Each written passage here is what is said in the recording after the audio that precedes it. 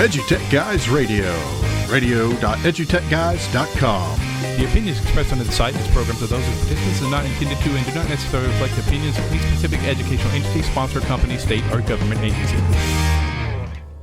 Hello and welcome to EduTech Guys Radio, brought to you by Southwest Arkansas Education Cooperative and Hope Public Schools, both located in Hope, Arkansas.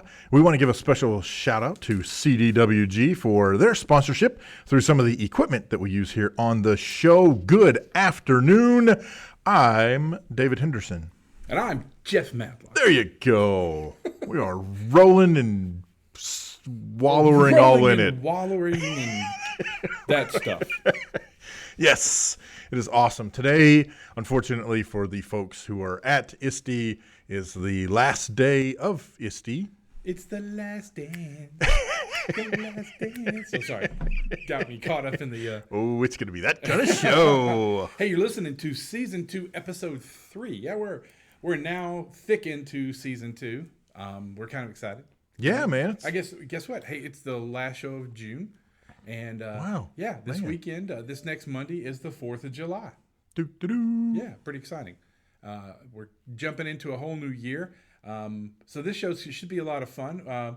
We are, since if you're listening to us live right now, you can call in. If you would like to call in, leave us a quick sound bite at 870-729-1414. That's 870-729-1414. Call in. You'll get the hey, welcome to EduTech Guys call-in line. Leave us a message and a soundbite, and we'll get you on the show. That just works out better for us, and it works out better for you. You can do it on your own time. In fact, keep that number handy. You can use it anytime. Call in to the call-in line and leave us a little, hey, how are you guys doing? Or maybe you guys should get off the air. I don't know. Okay, well, I wasn't going to go that direction, but I was going to say, though, what's really cool about this new line that we've set up is you can use it for comments, suggestions.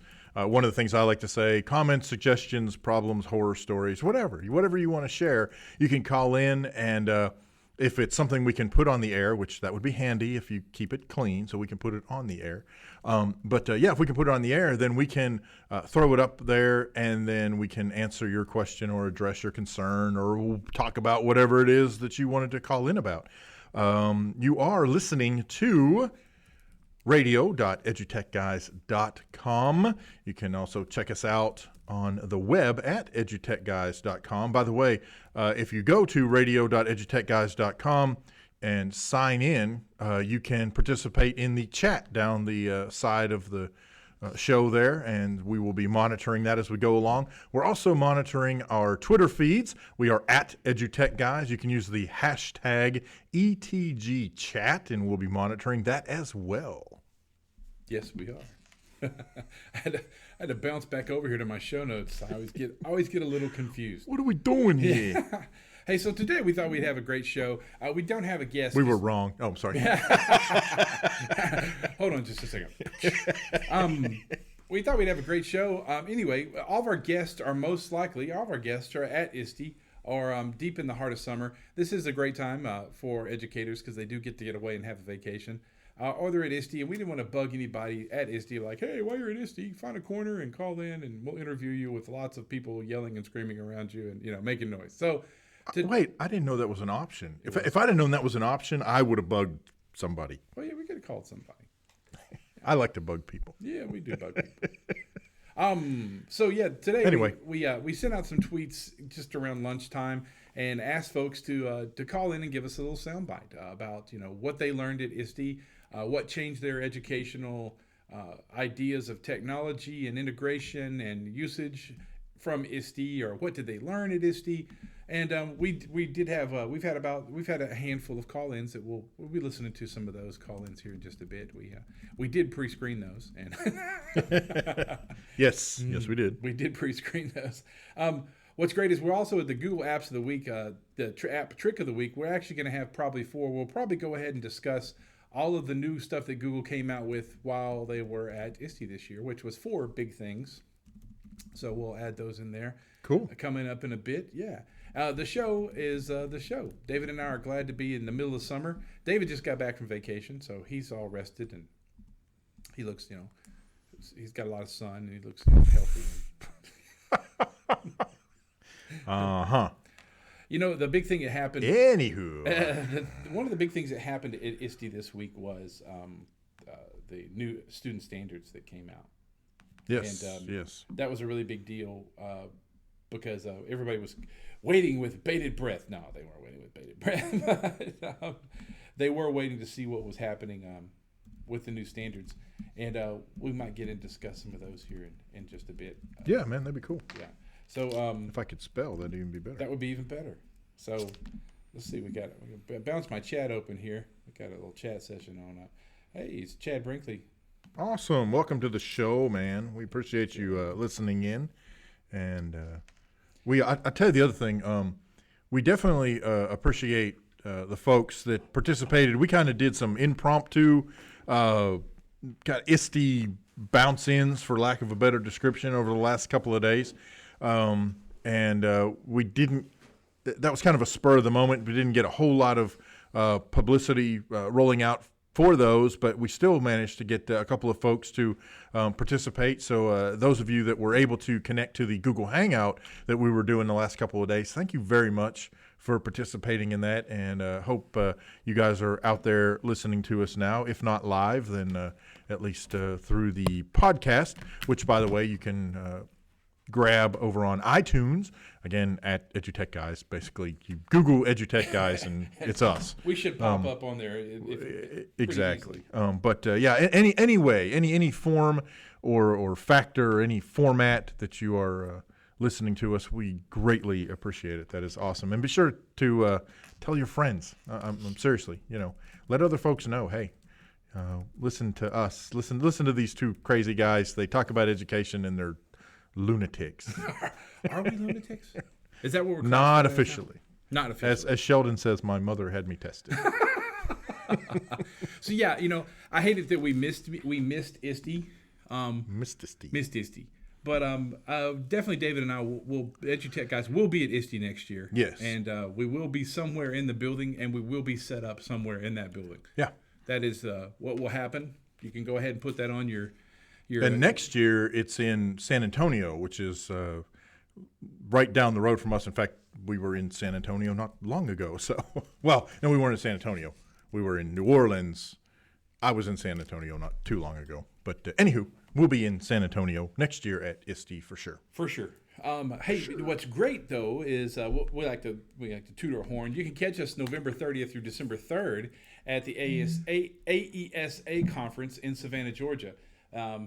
That's going to be a really fun conference. We're really excited about doing that one. Also, you can catch us at FETSI in January, the 24th through the 27th of January 2017 in Orlando.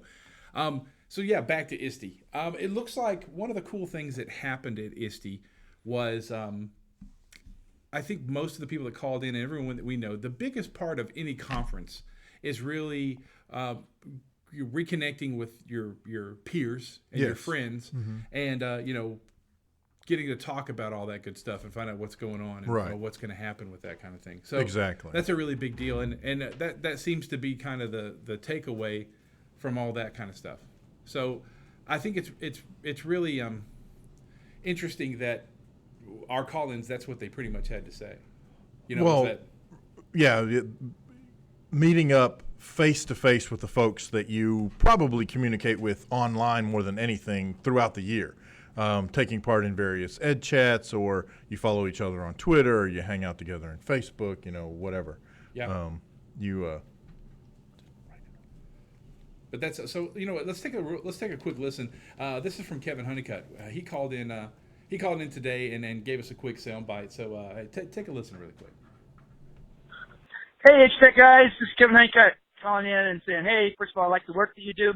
The crew here with Best Keynote and as Zach is hanging out in the booth, and we've made lots of good conversations and lots of good connections with people. The best thing about the last day of ISTE and all of ISTE really is reconnecting with people, re-believing in the things that you do, and just re-solidifying these relationships that we have over time. So digital is awesome, virtual is awesome, but there's something about analog, breathing the same air, that you just can't replace.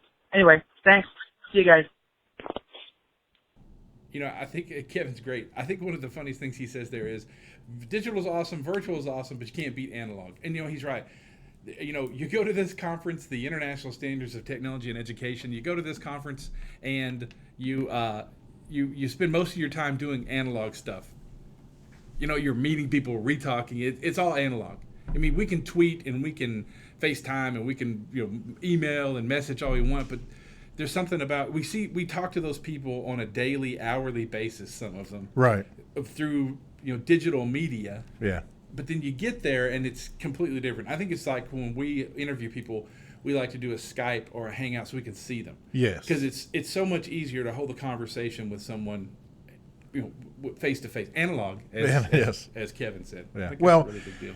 And to me anyway, going to different conferences, it's a whole lot easier, I think, to get that interaction when you're standing there with someone, as opposed to talking to them, either on the phone or tweeting with them, or something along those lines. I mean, the last couple of days, I was actually in Hot Springs at a special ed conference, and there's just something about being around a group of people. It really doesn't even matter. I mean, I'm not special. Well, I might be special ed, but but I don't have a special ed background or that kind of stuff. I was there actually demonstrating our double robotics robot for uses in the classroom.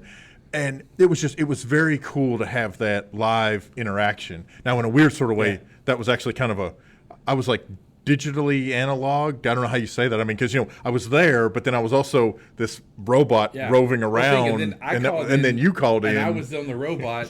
Yeah, so that's really that line gets really, really blurred, man.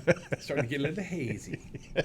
It's hazy, all right. One of the others that called in. So there's that theme. There's that theme about any conference, and ISTE is a big one. And I think that when a conference can get a little more specific about what it does, if you go to Comic-Con, well, it's Comic-Con, but it's not specific about anything. It's all kinds of comics. It's about TV shows and sci-fi and superheroes and all kinds of stuff. In education, we do a good job. We do a good job about kind of getting our conferences to be specifics. The interesting thing, we don't always, but like ISTE is definitely about one thing, Sure. And so you're getting that group of people back together that are, that do these, things specifically for education in technology. Right. So that's a really big deal. I'll tell you what, let's play one more. Let's play another. This is Ginger Lumen. We'll let you hear it. Here she comes. Hi, this is Ginger Lumen out of Hutchinson, Kansas, and ESDAC. Just wanted to call in to my favorite guys radio show and tell them how I love ISTE, mostly just because I'm connecting with other amazing educators and sharing the mind space, and so that when we go back out into the professional world and take those hard hits every day, we're connected with those other educators, not just online, but as human beings. I love ISTE for that. It's a mecca. It's a mecca, and we got to be here. Hey guys, can't wait to hear the rest of your show today. Yeah, she's always great. Oh yeah. And we love Ginger. Yeah, and she's right. She said something that was, she added to that whole thing, is that a lot of people, this might have been their first ISTE, but they're going to go home with a toolkit of people that they can now get in touch with. A pocket full of Twitter accounts. Well, but email addresses, Twitter accounts. People that they can now reach out to that know about STEM or STEAM or 3D printing or using Rokenbach robots in the room, or hey, how do I set up Go Guardian Teacher for my classroom, or what about Chromebook should I be doing? And she's right, and that kind of takes the weight off of a lot of people that are maybe in a place that they don't have a lot of stuff, but they just don't know a lot of ideas about. Okay, I've got this 3 things in my classroom. Well, I just met 100 people that can tell me 75 ways to use those 3 things. Sure, yeah, absolutely. I think that's a real big deal. And I think it's very interesting that, of course, and we don't care what you call in and share. I mean, if there was a particular breakout session that just completely rocked your world, by all means, man, call us and share it, and that's awesome. We want to hear about it. But the common thread so far it has nothing to do with the sessions at all. It's all about making those personal and interpersonal connections with folks, out and about who are at the conference. And to me, that's very telling. That really is. I don't know. I guess I sort of expected folks to tell us about the sessions that they attended, especially things like maybe the poster sessions that were shared, or heck, even some of the the kind of outside of ISTE sort of things that folks may have been doing. And instead, we're getting these great stories about connecting with folks. I don't know. I think that is very telling. It's very cool. It's very cool. Very cool. Very cool. Want to catch another one? Yeah, man. What else we got? We've got some other call-ins. This was here's one. Just gonna play it. You'll hear. They'll introduce themselves, and I think they'll give you a kind of a highlight of what's going on at ISTE. Hey, this is Mike Sanders with EduTech and Best Keynote. Oh man, first ISTE, and it was a wonderful conference. Great relationships built with all the educators that I've ran into. Just an out-of-sight conference. People treated me well. ISTE conference, people treated me well. It's just a wonderful, wonderful organization. So look forward to going next year. Thanks. Bye. Mike Sanders with SDAC, yeah. Yeah, man. It was his first ISTE. That's interesting to find out that that's his first ISTE. So, but he's with Best Keynote. Best too. Keynote. Yeah. Mm-hmm. We'll give a big shout out to Best Keynote, because that's a great way, using Best Keynote, to find a keynote speaker for any of your conferences, any of your, just even at the school level. If you're getting ready to bring your teachers back in August, and you're going to have 50 to 500 teachers, and you're going to do an opening session, you need to get in touch with Best Keynote and get somebody in there to get your teachers pumped up for the year. That's just as exciting as going to ISTE if you have the right keynote speaker to start your school year off on the topics that you're getting ready to push for your school year. Exactly. I think that's a really big deal. I think maybe that's probably the best part about ISTE that I also hate not being there for. Yeah. Is, finding out what's trending. Yeah. What's the topics, what's happening, what did I miss? It was really interesting this year. Microsoft has come on. Mm-hmm. They've decided that let's get into education. Not that they didn't decide this a while back, but I noticed that they were pretty heavy at ISTE this year. Just from the tweets and the hashtags and things that I saw. They have a lot more of the MIE experts, which I think is Microsoft and Education experts. Mm-hmm. They now have, one of those things. And it's funny, I saw a great discussion. I'll see how you think about this, Dave. I don't think we've ever discussed this. Google has a Google Education certification, a Google Educator, and everybody has these specific certifications you can get as a teacher. Sure. Apple, distinguished Apple teacher, and things like that.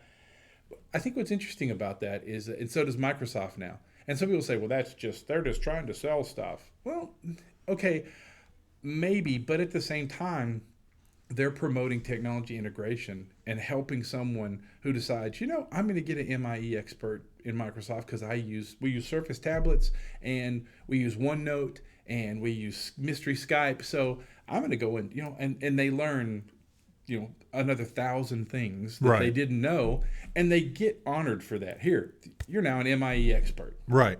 I think that's as good as being a Google certified teacher, because sure. Yeah, that's a really big deal. And I noticed that that's a big move, and I think that was a big thing at ISTE this year was, let's get that kind of. Well, and I think even though the certifications, the quote unquote pieces of paper on the wall are great and all, to me, the real bonus, for lack of a better word, of pursuing and getting those different types of certification is much more intrinsic, at least for me. And there's a couple of things that I want to pursue. I want to become a Google certified instructor. I want to. I would love to look at the MIE certification stuff, not so that I can have this piece of paper on the wall, literally or virtually, however that works, depending on the different scenarios, but more because that's going to give me, at least in my thinking anyway, that's going to give me more tools, more ammunition, for lack of a better word, more power,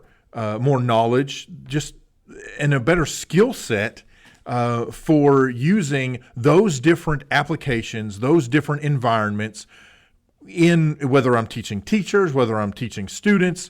It for me, it opens up a whole broader world of what I can do, how I can use these, versus maybe the way that I have been using them, right? It's possible that, yeah, I've been kind of using them, but I don't quite understand the full potential.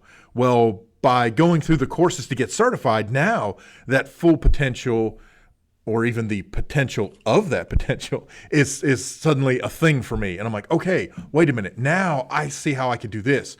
Oh, wait, I see how I can take these three pieces that I thought were kind of disparate and now put them together and go, this is how they all combine. Merry Christmas, students, Merry Christmas, teachers. Guess what? I'm going to share this with you, and now they can take off and do that. So I don't know. I think the certifications are a really good way to go. I think so too. I think that's a really big deal. I think it's, it gets more teachers more pinpoint on exactly what they need for that, like you said, to get it. Merry Christmas. This is it for classroom. Right. Hey, listen, we had our good buddy Chad Brinkley just phone in. He's live on the line. Live on the line. Gentlemen, it's Jack with Chad. Hey, can you hear us, Chad? I can hear you. Can you hear me? I sure can. We can hear you now. That's awesome. Yeah, welcome to the show. Thanks. Yeah, we're glad to have you. That's the best part about it, is getting you on the show. Hey, did you hear what we were talking about there about certifications? I did, and my instant thought is the certification is twofold for me. One, it's like Dave was saying that I can go and learn it and come back and teach others, or I can just learn it for me and get an extensive. It's like a self-paced, intense session for myself, right? So you end up getting a credential, and then you can share it. So I think it could be as singular or as multiple as you want it to be, and that's the cool thing about the certifications. So tell us, what did you think about? You weren't at ISTE either, but did you get anything out of ISTE this week, especially from all the hashtag tweets and everything? Yes, I did. One of the things that I enjoyed the most when it worked, the biggest problem that I heard coming out of ISTE is that their Wi-Fi was horrible in the place, because as I've talked to you before, one of my favorite people is Tony Vincent, and he went to ISTE with the specific purpose. He didn't present. He didn't do anything like that. His whole purpose was to periscope the poster sessions. So there were different, one of them I watched is where they were smashing apps and that kind of thing. And he was going around and interviewing people. He put a lot of time and energy into it, and the Wi-Fi didn't work for him as well. But it was fabulous. He was doing some great periscopes, and he had people on the periscopes creating new Google Docs. So for the people he interviewed and their websites and all that stuff, their Twitter handles, it was fantastic. And then so I'm still going through the archives of that. But one of the things I'm interested about that came out of ISTE was the quizzes part added to Google Forms. Talk about, yeah. And kind of the announcement week for things, people like, I'm going to unveil this at ISTE. So, I wish Apple would have called me today and said, for ISTE, I'm going to give you the migration to the new stuff. Yeah, see, that's exactly. I wish it would have been. Hey, listen, it's funny that Apple didn't really do anything at ISTE. I mean, they didn't make any big announcements for education. Right. Well, and it was obviously absent from the keynote back in a couple weeks ago at WWDC when they were unveiling the new iOS. I thought one of the things that they'd really hit on would be the education advancements that they made. Didn't even touch it.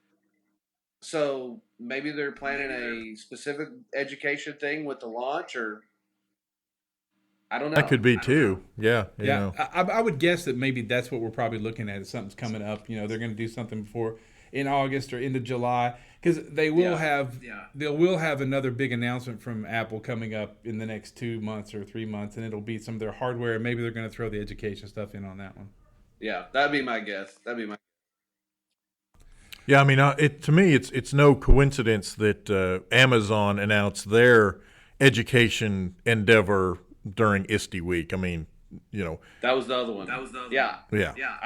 I'm really interested to see where that's going because they're a massive player in the ebook, and if they can do it very, I mean, if it's free, if they've got the clout to do it for free, and I mean, for me, to them, I was talking to somebody today, and I said our school district needs a Prime account, like a corporate Prime, so that when we order something, that just opens up a whole can of worms. You give us the free stuff, and all of a sudden you become our vendor, and we're not calling all these other guys as well.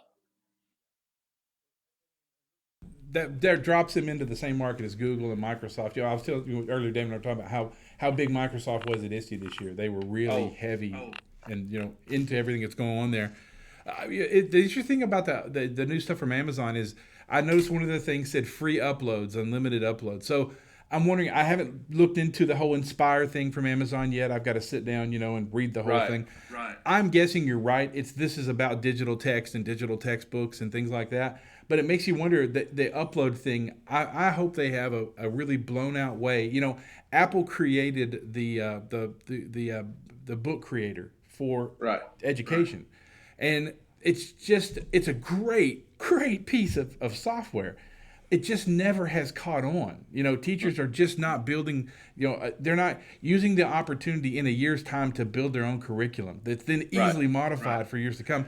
I'm wondering if maybe Amazon's done something like that. I would hope that they've come out with that, because that might light the fire under everybody, Microsoft and Google, to go, okay, hey, this is working for Amazon now. We need to get into the textbook creation, and that's where this upload thing comes from. Otherwise, they're just recreating Google Drive. They're just recreating a cloud-based Google Drive. Right. One of the things that I want to say Harry Dickens forwarded to me earlier today was a thing from Amazon Inspire, and it was you could win one of their new free whatever their gadget is. I can't remember what it's called. That thing where you talk to it and it listens to you 24/7 and invades all your privacy. That. Susan? So, not that I'm biased for or against it or anything. But anyway, so you could win one of those if you were one of the folks who would contribute resources, and that's what they wanted you to upload educational resources to their site. So Amazon, I'm just feeling this out here. Amazon wants all the educators in the world to provide the content for their own education piece. Is that what that is? To me, that's what it sounded like. And I thought, so essentially you want to become another clearinghouse for information that's already available elsewhere on the web. I don't know. It kind of hit me weird. Right.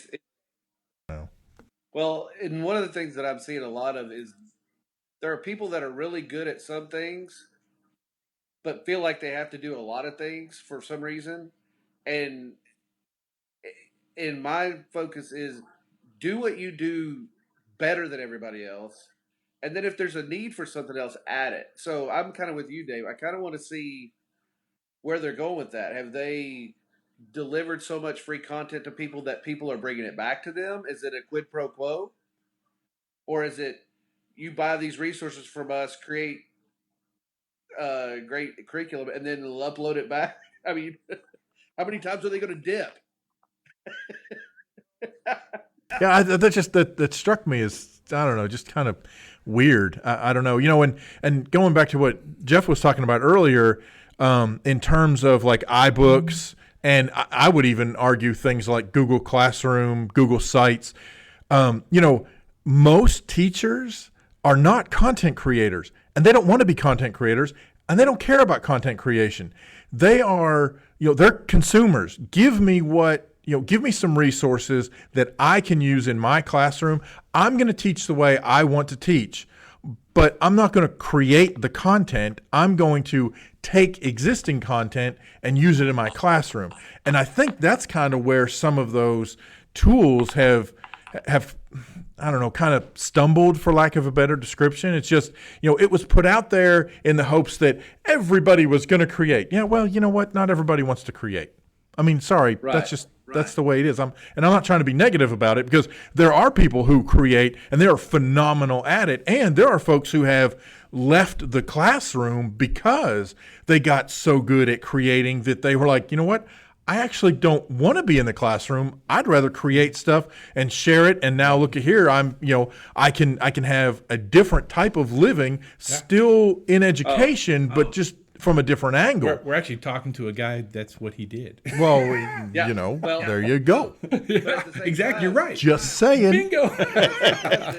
When teachers pay teachers, I think they're up to at least 10 millionaires who have made $1 million selling classroom materials. And so, it's a pretty lucrative business. And I was talking to a principal today who's looking at the new Arkansas digital learning stuff. The ADE memo came out about here's the rules and regs about seat time and virtual classes and that kind of thing. And this guy he was looking for an LMS and found one that actually has curriculum already built that he wants to provide to his students. So there's kids that may not be able to come to school, maybe homeschooled, maybe discipline problems or whatever. His idea is the district purchases this LMS with the built-in content already created, delivers it to the kids take the class, they get the credit, and then the district gets the money for the kid. That's exactly it. And so we're consuming content that's already made, if at all possible. I think that would be the real key factor here, is that if it's Amazon or whoever gets that idea that let me provide all the pieces you need so you don't have to create the content. I'm going to provide the pieces, then you can use the book creator to build your book with the pieces that I've already created. Right.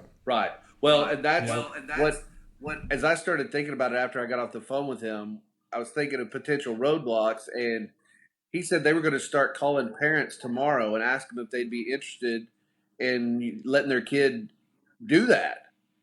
And I thought, well, that's good, but your kid is enrolled in your school. Are they going to be cool with taking a class from someone in another state? Right? I mean, so that's a potential, like you go to this school right here in my town, but I don't know that guy. Could I go get FaceTime with him? Am I going to be able to?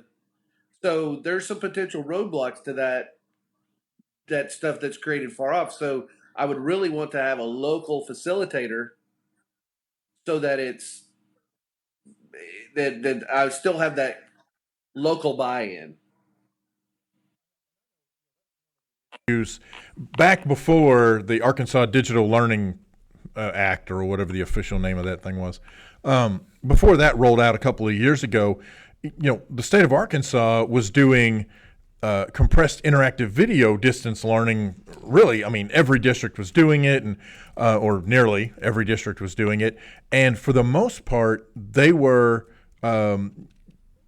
doing the distance learning with, local, or even not necessarily local, but, universities, community colleges to get concurrent credit, to get some of those other hours, or they were working with various providers that were in state handling that. But having said that, several of the providers were using teachers who were not based in Arkansas.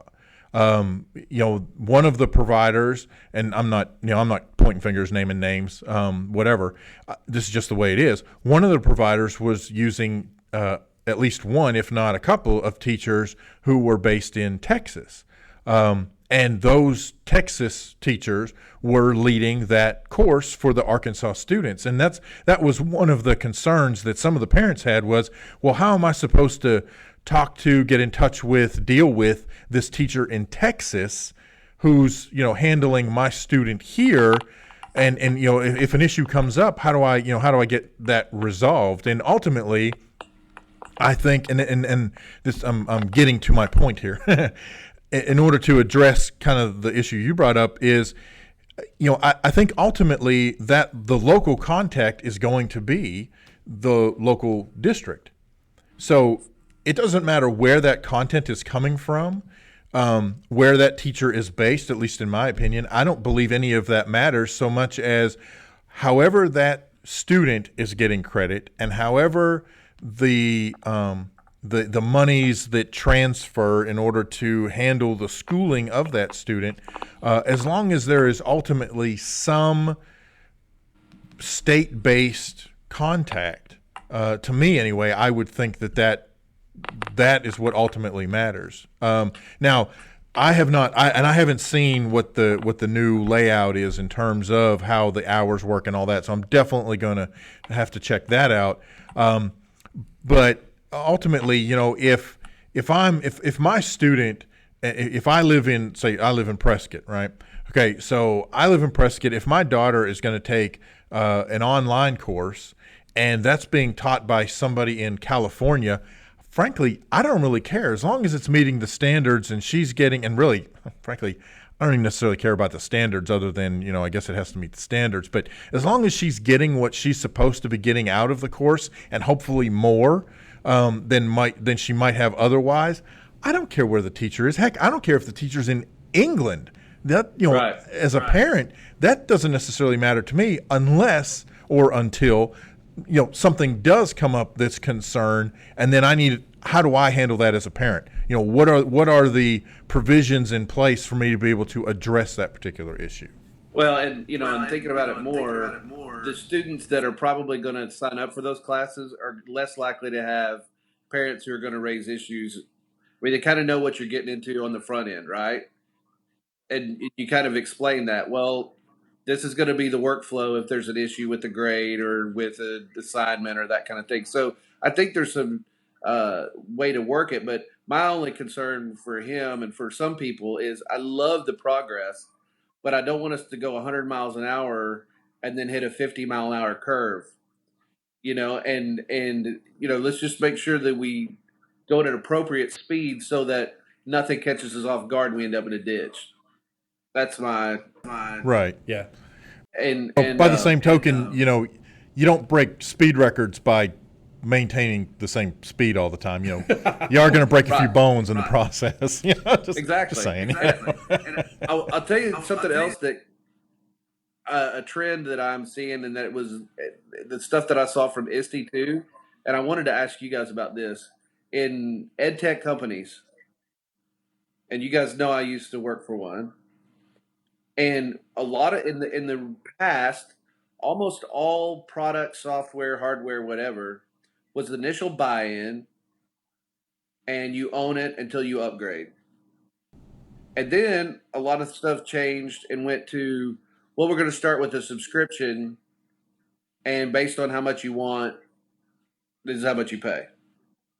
But what I'm starting to see more and more of, which I'm really liking and I think is going to help for us people who implement, is let's go, for example, Nearpod.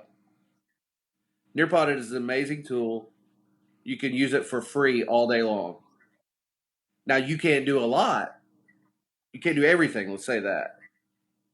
So there is a graduated pay point So that if you've got, you can do, but what I'm saying is for me in a district, I could say, I'm going to train all my teachers on Nearpod, and some of them are going to use it, some of them are not. Well, we're not out any cash.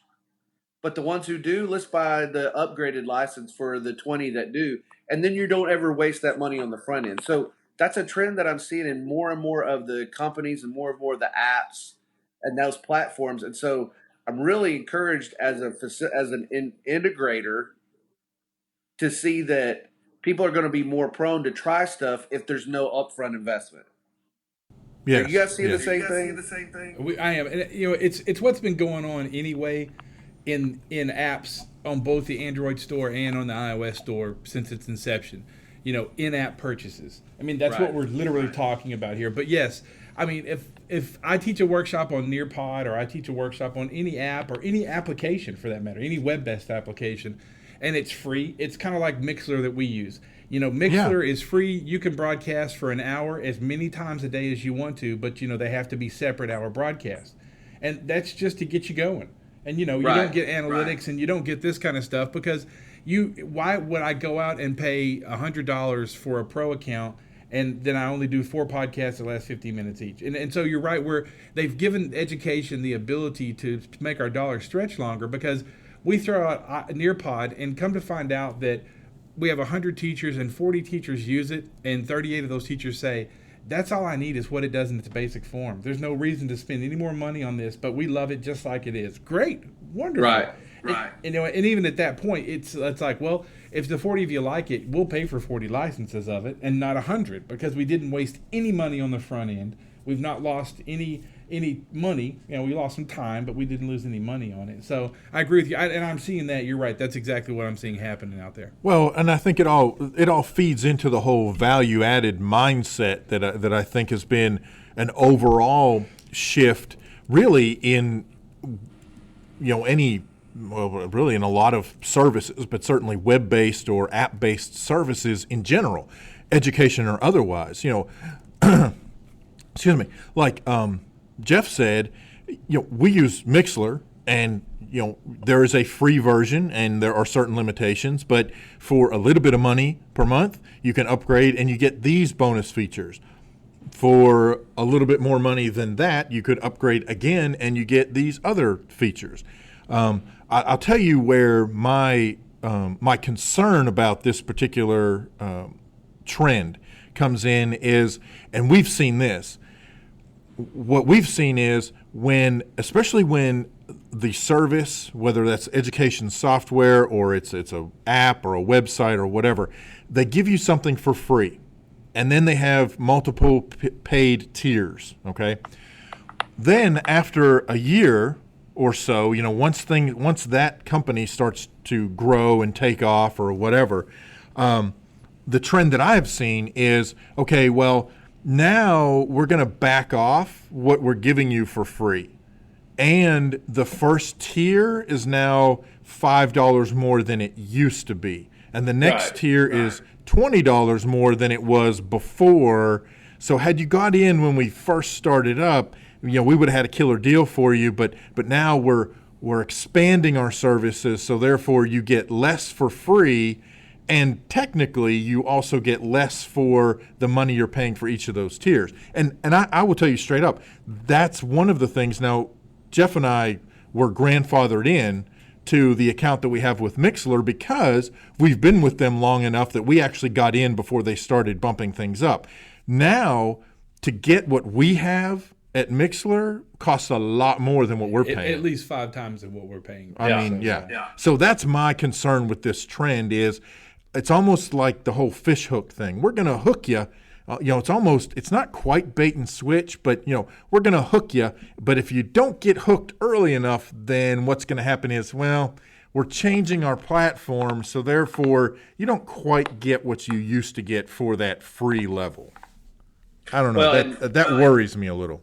But the thing about that, too, though, is that's going to level the playing field a little bit, but it's also going to make your run-of-the-mill upstart guy, they're going to fall off if they get too greedy. Because the big guys eventually will say, look, we're still free, we're still there, and it's the greed that hits the guy who got their first 1,000 users, and it's like, okay, now we're liquid. let's make our real money. Now let's retire. So and there's a prime example for that too. You look at Blackboard, right? Mm-hmm. And now the name escapes me. There was another company that did what Blackboard did, but it was way cheaper. And ultimately Blackboard bought them. And then not only that, they raised the prices like to this crazy astronomical price that essentially knocked education out of Blackboard's reach, and now, Blackboard is primarily higher ed and business because most K-12 schools can't afford the service that Blackboard had. And, at one point, there was a service that was equivalent to Blackboard before Blackboard bought them up, that they were doing it for, if I'm not mistaken, I don't even remember if it cost anything. Of course, I can't remember the name of it off the top of my head now, and I hate that because, we're also talking 15 years ago or so, but still, it's that similar situation where like you said, you start to get somebody who gets their first 1,000 buy-ins, and they're like, oh, hey, we're doing great. Let's jack up the price. And then ultimately, if you do that enough times to the wrong people, you won't have business anymore. Been there. Right. Well, and you do it without providing new value. That's Right. the other thing Exactly. that they do. Is they're like, we stick with what we built. It's so popular, but we never bring you any advances or new additions, and that's when they nosedive. And anyway, I know I totally got us off topic from ISTE and all that, but that's just something that's been on my mind because I've had people ask me about it, and I'm just like, man, that's the way to do stuff right now. And it makes more things accessible to teachers who are looking for that one thing that fits me. And you don't have to be as blanket covering with your platforms and with your instructional pieces because, well, we get a better price if we buy it for everybody. So you kindergarten teachers try to use the same thing our high school teachers use. So I could use Seesaw or Shobi K through 3 and then Google Classroom 4 through 12. Exactly. That's what I like about the flexibility of it. Anyway, but Cool. fellas, I don't want to hijack stuff. Well, no, I got to. I'm the time manager here, and we're running out of time as usual. I gotta. So I'm going to give you. I'll give you 20-second elevator pitch. What's going on with you for the rest of summer? Oh man, yesterday we sent off our order for our 330 iPad Pros, 9.7 inches with keyboards, smart keyboards. They'll be in next week, and then we're just waiting on our migration to the new iOS so that we can do all of our managed IDs and managed stuff. And man, so that's all I'm doing for the rest of the summer. I think that's gonna keep you pretty busy. Absolutely. Yeah. Awesome. Yeah. Well, we definitely appreciate you chiming in, and folks can follow along. You are at Tech with Chad, right? Yes. At Tech with Chad. You guys are the Awesome. best. And we appreciate it as always, man. Thanks, Take Chad. care. We'll talk to you soon, okay? You too, All right, man. yeah, we got to get together. All right, buddy. All right, I'll talk to you later. All right, later. Bye. Hey, I want to thank Chad Brinkley for coming on the show. He's always fun to have on the show. Yeah, man. He knows what's going on. He's down grassroots, man. He knows what's happening down there in the school districts. Listen, you're listening to EduTechGuys.com, radio.edutechguys.com, coming to you live from Hope, Arkansas, Southwest Arkansas Educational Cooperative, and Hope Public Schools. We're going to jump out real quick, gather our thoughts, come back and talk about the new stuff from Google, and wind this show up. Before we go, though, I want to play one more of our quick call-ins that we had. This one is from a superintendent in Kansas. Take a quick listen. We'll be right back. So, hey, the best thing about ISTE period, whether it's last day or first day, is building contacts and relationships. Just been great. Awesome. Oh, this is Derek Grant, Superintendent of Schools, Kansas City, Kansas. There you go. Everything about ISTE this year seemed to be about building contacts. I think that's probably what it's about most of the time, and getting to see all the cool stuff and all the breakouts. Hey, listen, we have a great, one of our favorite, a friend of both of ours, someone we know, is Trey Johnson. Yeah, man, this is going to be great. Yeah, Trey Johnson is a great blues guitarist, and Jason Willman is his partner in crime. Jason is one of the best harmonica players I've heard in ages. To see these guys live, if you're in the Arkansas area, Texas, Oklahoma area, you can always catch these guys at local clubs, and they're just very popular. This song is called Lo and Behold, and this is Trey Johnson and Jason Willman. Jason, let's do a love song for the ladies. Blow it like you stole it this time. 1, 2, 1, 2, 3, 4.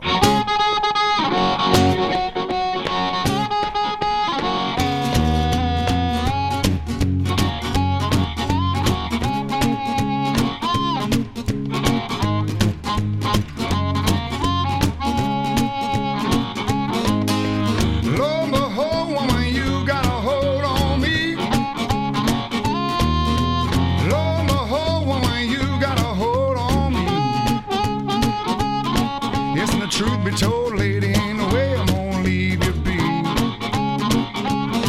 See, you got everything a grown man could want and more. You got everything a grown man could want and more. Every time I'm with you, baby, I feel like a fat kid in a candy store. You gotta shimmy in you shake and you strut when you walk. You're making my heart break, and I stutter when I talk. And I can't believe, mama, that you're mine, all mine. Yes, if your love was a song, honey, I do believe I'd go blind. Play that thing, Jason, come on.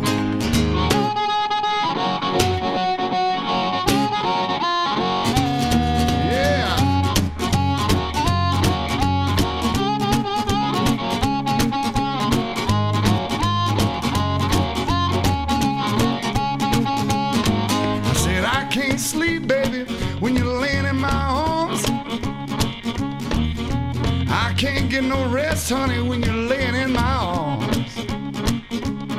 'Cause your ass is so hot, you keep setting off my smoke alarms. Yeah. So, lo and behold, woman, you got a hold on me.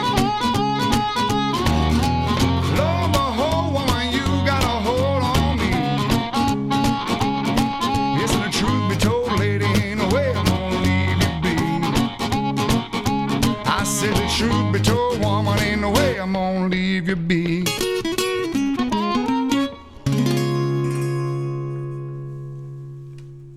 All right, that is Trey Johnson and Jason Willman. Lo and behold, you can find out more about them at Trey, T-R-E-Y, TreyJohnsonMusic.net.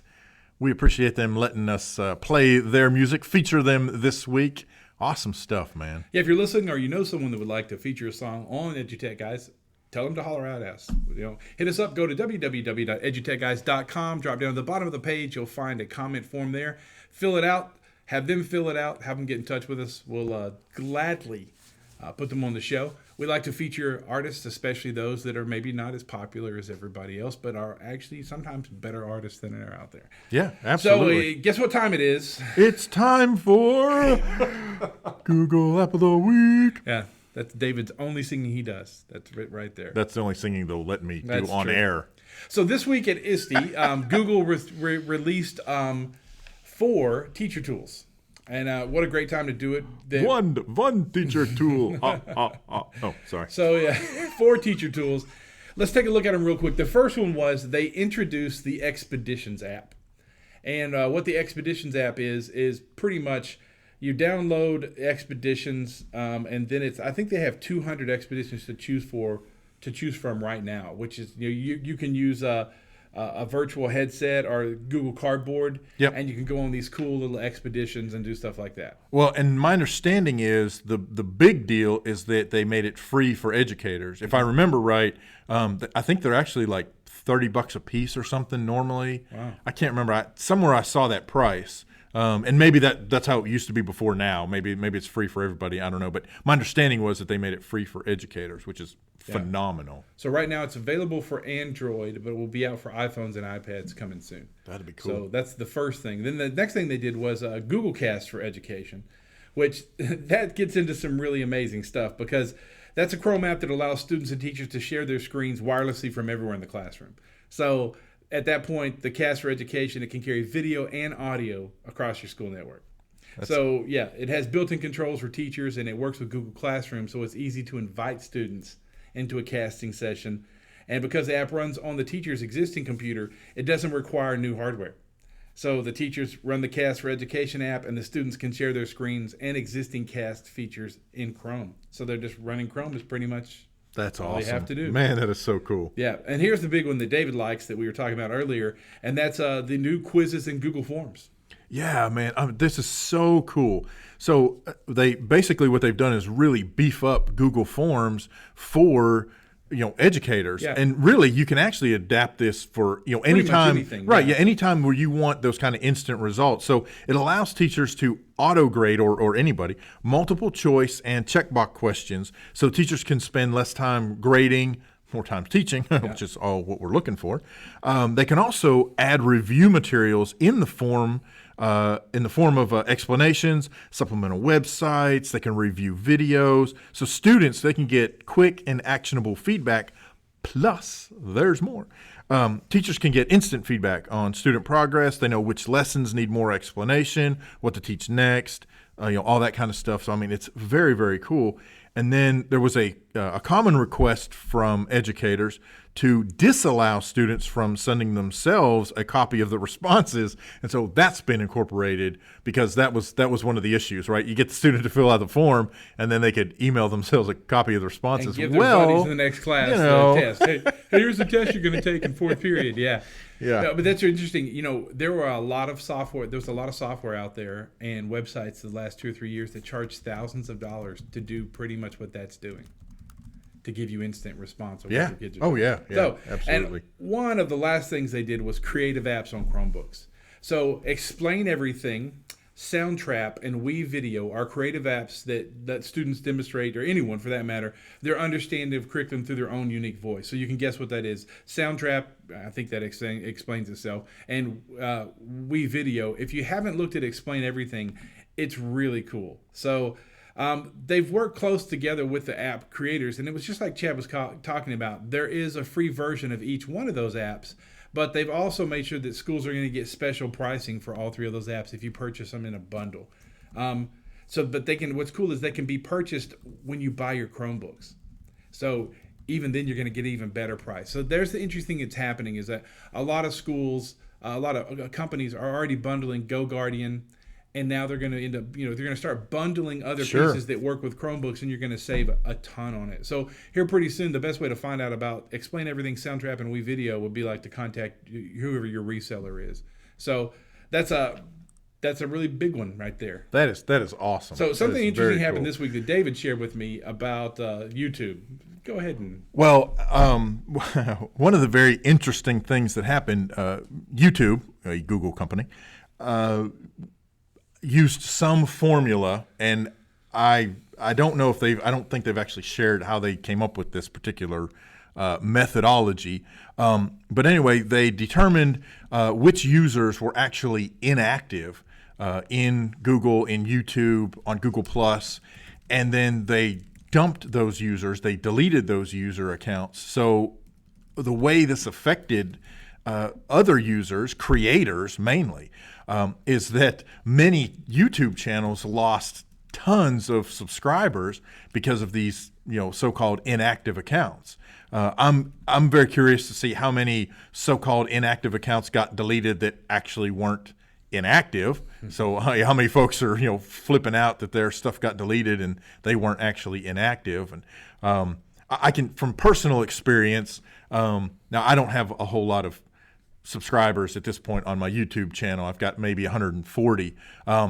But what had happened to me was I instantly lost half a dozen subscribers overnight. I went, you go to bed one night and you're like, hey, I got this many subscribers. And you wake up the next day and it's a half a dozen less. And I'm like, okay, what did I do?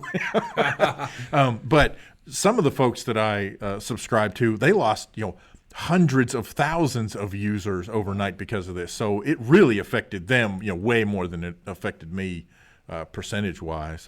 So very interesting choice. In a way, I can see why it needed to be done. What happens with a lot of online services?